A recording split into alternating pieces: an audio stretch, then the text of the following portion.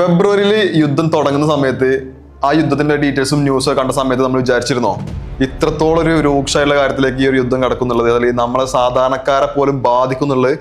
ഒരിക്കലും വിചാരിച്ചിട്ടില്ല. ഇത്രത്തോളം ഡീപ്പായിട്ട് നമ്മളെ ബാധിക്കുന്ന ഒരിക്കലും വിചാരിച്ചിട്ടില്ല. ചെറിയ രീതിയിലൊക്കെ ബാധിക്കുമെന്ന് വിചാരിച്ചിരുന്നു, പക്ഷെ ഇത് കയ്യിൽ പോയിട്ടുണ്ട്. അതെ, ആദ്യം ഗ്യാസിന്റെ ഇഷ്യൂ വന്നു, ആ സമയത്ത് അതിൽ നിൽക്കുന്നു വിചാരിച്ചു. പിന്നെ പെട്രോളിന്റെ ഇഷ്യൂ വന്നു. ഇപ്പോ സാധനങ്ങൾക്ക് വരെ വില കൂടിക്കൊണ്ടിരിക്കുകയാണ്. 20% എല്ലാ സാധനങ്ങൾക്കും വില കൂടി പോയിട്ടുണ്ട് ഇപ്പോൾ. പിന്നെ അത് മാത്രമല്ല, ജോബിന്റെ കാര്യത്തിൽ ഒരുപാട് ഇഷ്യൂസ് നമ്മുടെ നാട്ടിലും വന്നിട്ടുണ്ട്, അതുപോലെ തന്നെ അബ്രോഡും വന്നിട്ടുണ്ട്. അപ്പൊ ദുബായിലൊക്കെ എന്തൊക്കെയാ ബാധിച്ചിട്ടുള്ളത്?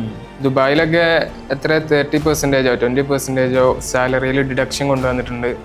അതേപോലെ തന്നെ കുറെ ആളുകളെ ലീവിന് നാട്ടിലേക്ക് 6 മാസത്തിനൊക്കെയാണ് പറഞ്ഞേക്കുന്നത്. അങ്ങനെ കുറെ ന്യൂസ് ഒക്കെ കേട്ടില്ലേ? അപ്പൊ അതിപ്പോ ഏകദേശം ഈ യുദ്ധത്തിന്റെ പോക്ക് കണ്ടിട്ട് ഇപ്പൊ അടുത്തൊന്നും ഇതിൽ സ്റ്റോപ്പ് ആവാനോ അല്ലെങ്കിൽ ഇതിലൊരു ആയി വരാനും ചാൻസ് സാധ്യത കാണുന്നില്ല. അതേപോലെ ഇപ്പൊ എന്റെ ജോബ് വരെ വരെ അബ്രോഡ് ആയിരുന്നു, സൗദിയിലായിരുന്നു. ഞാൻ വന്നിട്ട് ഏകദേശം 6 മാസം ആവാനായി. ഇതുവരെ വിസന്റെ കാര്യങ്ങളിലാണെന്നുണ്ടെങ്കിൽ എന്തെങ്കിലും ഒരു അപ്ഡേഷനും കാര്യങ്ങളും ഇല്ല. ടിക്കറ്റിന്റെ റേറ്റും നല്ല കൂടുതലാണല്ലേ? ഈ ഒരു വാറിന്റെ ഇഷ്യൂ കൊണ്ട് തന്നെയാണ്. അതിപ്പോ ഒരുപാട് ആളുകളെ ബാധിക്കുന്നുണ്ട്. അതെ. അപ്പോ ഈ ഒരു സാഹചര്യത്തിൽ ഇപ്പൊ നമുക്ക് ചെയ്യാൻ പറ്റുന്ന കാര്യം, ഇപ്പോ എപ്പോഴും പോകാൻ പറ്റാത്ത ആളുകളുണ്ടാവും, ജോലി അവിടെ ഉണ്ടായിട്ടും എത്തിപ്പെടാൻ പറ്റാത്ത ആൾക്കാരുണ്ടാവും. അപ്പൊ ഏറ്റവും ബെറ്റർ ആയിട്ട് ഇവിടെ എന്തെങ്കിലും ബിസിനസ് സ്റ്റാർട്ട് ചെയ്യാന്നുള്ളതാണ്.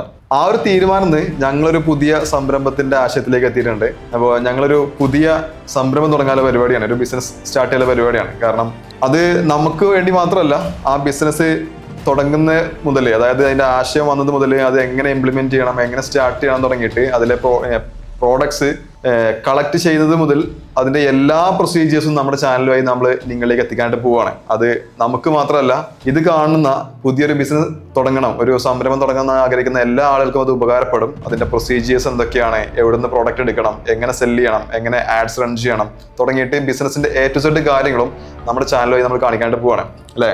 അതെ. അതിന്റെ എല്ലാ കാര്യങ്ങളും നമ്മൾ ഈ ചാനലിൽ അപ്ലോഡ് ചെയ്യുന്നുണ്ടാവും.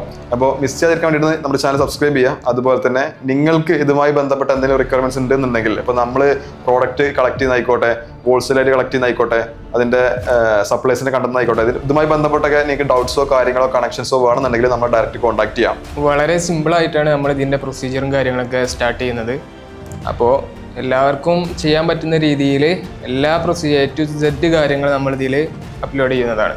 അപ്പോൾ എല്ലാവരും കൂടെ കൂടിക്കോളി, നമുക്ക് എല്ലാ അപ്ഡേഷനും ഈ ചാനൽ വഴി ചെയ്യുന്നതാണ്.